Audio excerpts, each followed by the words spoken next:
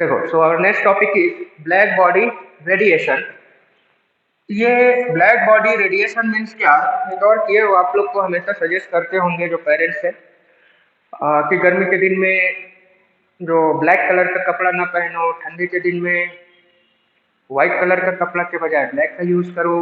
इसके पीछे रीजन क्या है, तो वही आज डिस्कस करेंगे। ठीक है, कि ब्लैक बॉडी रेडिएशन आखिर होता क्या है। ठीक है, तो कोई भी ऐसा ऑब्जेक्ट, ठीक है, मान लो कोई ऐसा ऑब्जेक्ट है जिसको जब आप हीट प्रोवाइड करो ना, तो ये अगर हीट को कंप्लीटली एब्जॉर्ब कर ले, हीट के पूरे पोर्शन को अपने अंदर एब्जॉर्ब कर ले और बिल्कुल भी एक भी फ्रैक्शन ऑफ हीट को बाहर जो एमिट ना करे, कंप्लीटली एब्जॉर्ब कर ले, बिल्कुल भी रिफ्लेक्ट या एमिट ना करे, उस तरह का जो बॉडी होता है उसको हम बोलते हैं ब्लैक बॉडी। ठीक है, इस तरह का बॉडी को क्या बोलेंगे हम? Black body.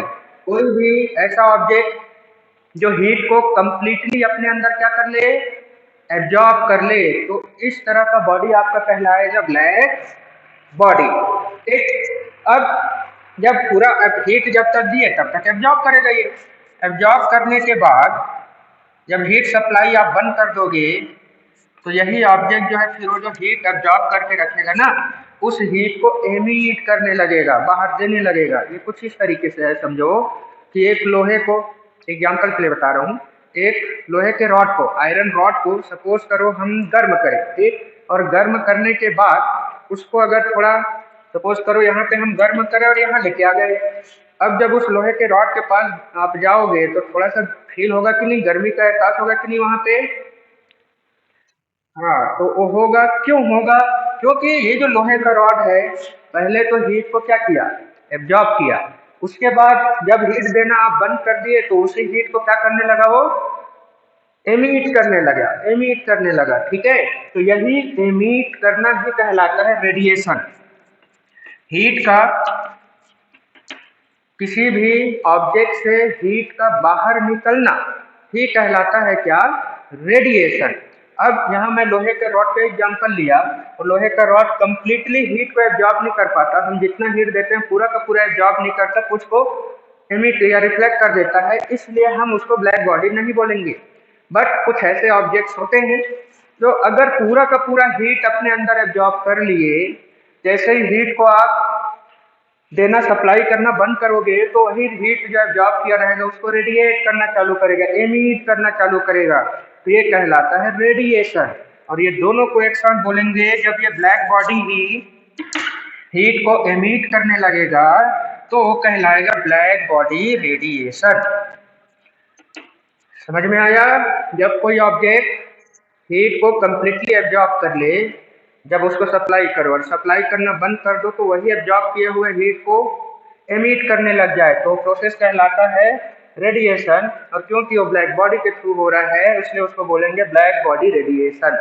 बेटा यहाँ ध्यान देना, ब्लैक बॉडी मतलब ब्लैक कलर का बॉडी नहीं ब्लैक कलर से इसका कोई लेना देना नहीं है। ठीक है, ब्लैक बॉडी का मतलब यहाँ पे ब्लैक कलर से मतलब नहीं है, काले कलर का बॉडी से मतलब नहीं है। ब्लैक बॉडी यहाँ उस बॉडी को बोलोगे जो पूरी तरह से हीट को एब्जॉर्ब कर ले अपने अंदर, और हीट सप्लाई जब करना बंद कर दो तो पूरा हीट को रेडिएट भी कर सके, इस तरह के बॉडी को हम बोलेंगे ब्लैक बॉडी। अब उसका कलर जो भी हो, कलर से हमको कोई मतलब नहीं है, चाहे वो किसी भी कलर का हो। ठीक है, तो उस तरह का बॉडी कहलाएगा आपका ब्लैक बॉडी, और जो हीट एमिट करेगा उसको बोलेंगे ब्लैक बॉडी रेडिएशन। क्लियर हुआ? यह ब्लैक कलर से कोई मतलब नहीं है। ओके, तो क्या बोलोगे ब्लैक बॉडी का डेफिनेशन?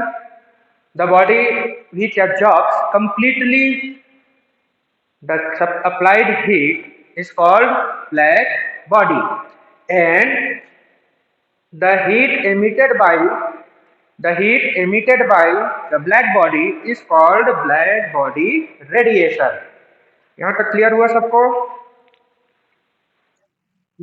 चलो नोट करो ब्लैक बॉडी के बारे में जल्दी से। A black body is one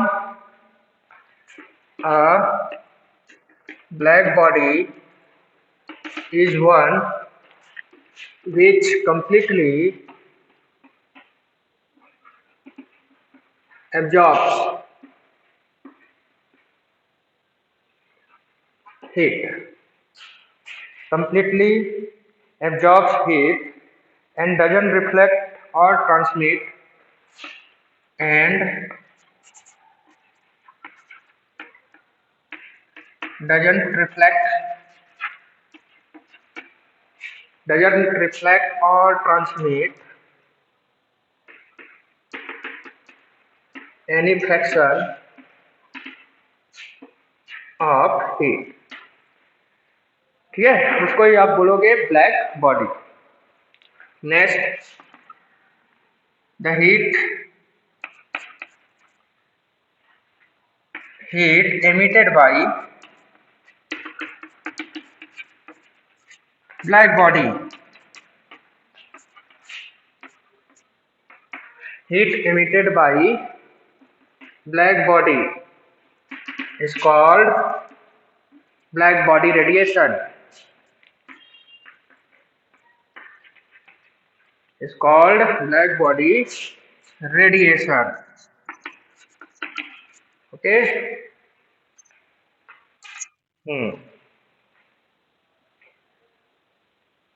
next line से लिखो, the intensity of black body radiation depends, the intensity of black body depends only upon temperature, depends only upon temperature,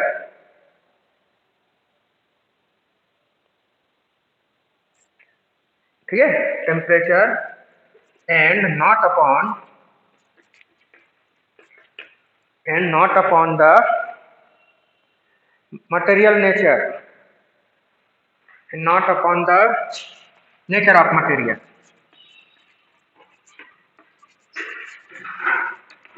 ठीक है, तो ये था हमारा ब्लैक बॉडी का concept.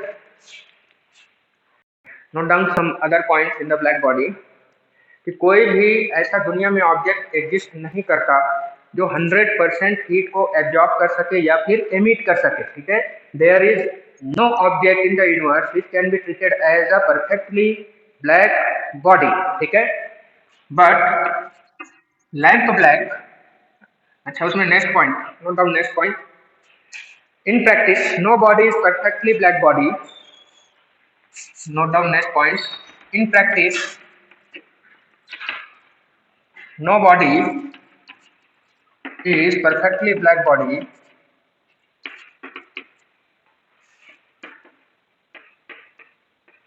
No body is perfectly black body. ठीक है, but lamp black और platinum black, lamp black और platinum blacks are treated as black bodies. क्यों ऐसा ट्रीट करते हैं? रीजन है इसके पीछे कि ये जो हमारा लैंप ब्लैक है, ये आपका जो 97% जो हीट है उसको एब्जॉर्ब कर पाता है, because lamp black absorbs 97% of heat, whereas platinum black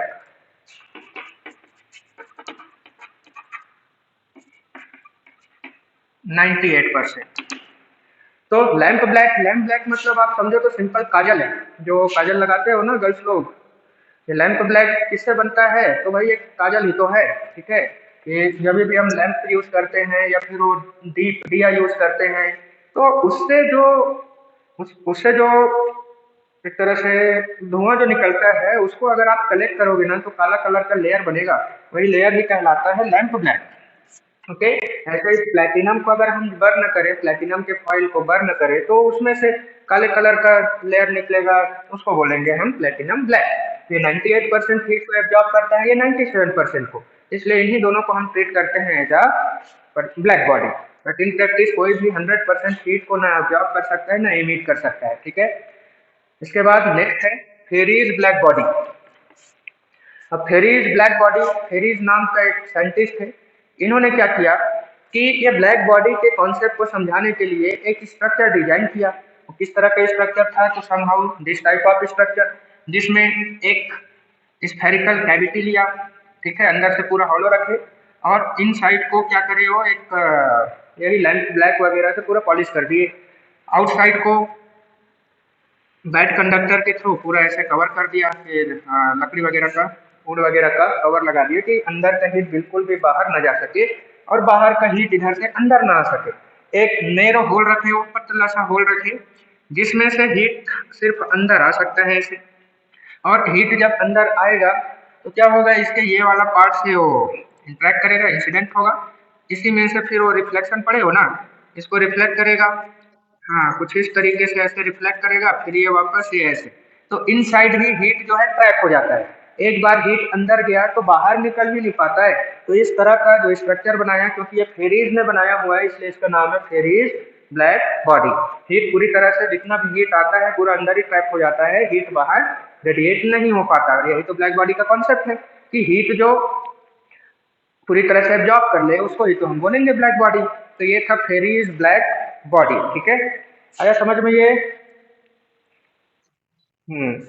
next cycle note down, emissive power. अब यही ब्लैक बॉडी के कॉन्सेप्ट से ही हम आगे चले, तो हीट को या तो एब्जॉर्ब करेगा या तो रेडिएट करेगा।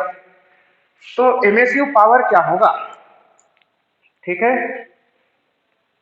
नेक्स्ट साइकिल छोटे छोटे डेफिनेशन है।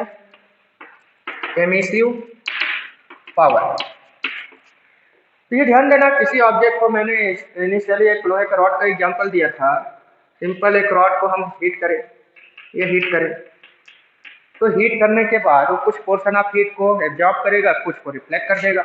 अब जैसे ही आप हीट प्रोवाइड करना इसको बंद कर दिए, वही हीट को बाद में वो रेडिएट करेगा, ठीक है। तो कितना हीट आपने उसको सप्लाई किया, कितना हीट उसमें से वो रेडिएट कर रहा है, इन्हीं दोनों के रेशियो को हम बोलते हैं एमिसिव पावर, ठीक है। कि हीट रेडिएट कितना करेगा, कितना हीट गिवन है उसमें से, उसको बोलेंगे हम एमिसिव पावर। तो कैसे डिफाइन करोगे, नोट करो, the rate of emission of heat radiation per unit area. The rate of emission of heat per unit area of per unit area from the surface of given body, from the surface of a given body, from the surface of a given body to that from the surface of a perfectly black body, to that from the surface of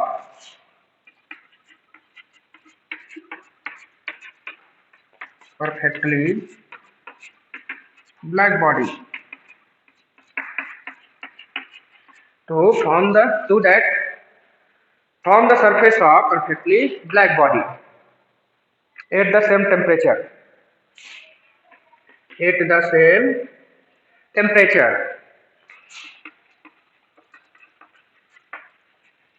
is called emissive power.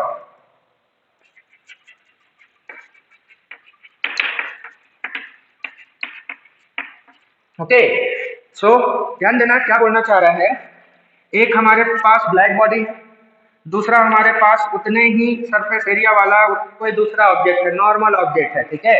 अब ये black body को उतना temperature से heat किए और उतने ही temperature से हम नॉर्मल ऑब्जेक्ट को भी हीट किए। जब हीट सप्लाई करने के बाद भाई ब्लैक बॉडी तो पूरी तरह से हीट को एब्जॉर्ब कर लेगा, but normal body amount of fraction of heat को एब्जॉर्ब करेगा, कुछ को वही तुरंत रिफ्लेक्ट कर देगा।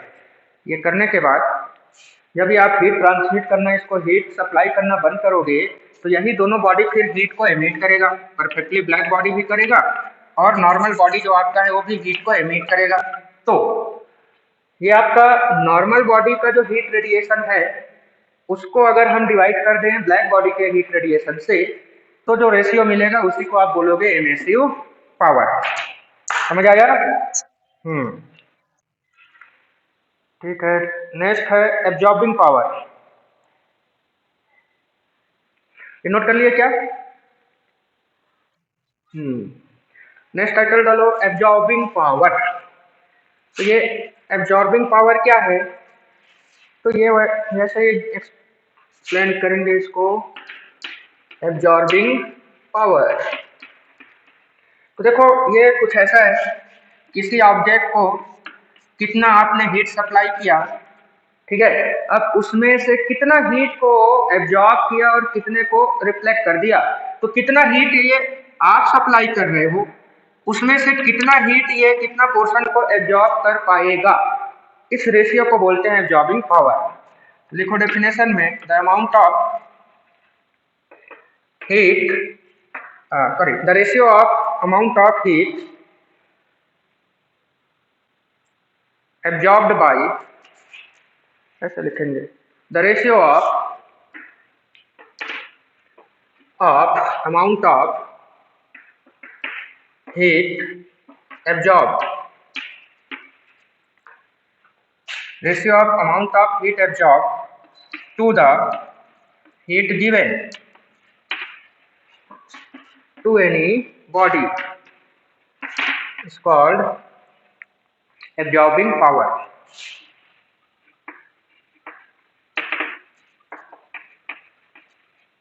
Of that body, कितना हमने हीट दिया उसमें से कितना पोर्शन वो एब्जॉर्ब कर पाएगा, इसी को ही हम बोलते हैं एब्जॉर्बिंग पावर। ओके।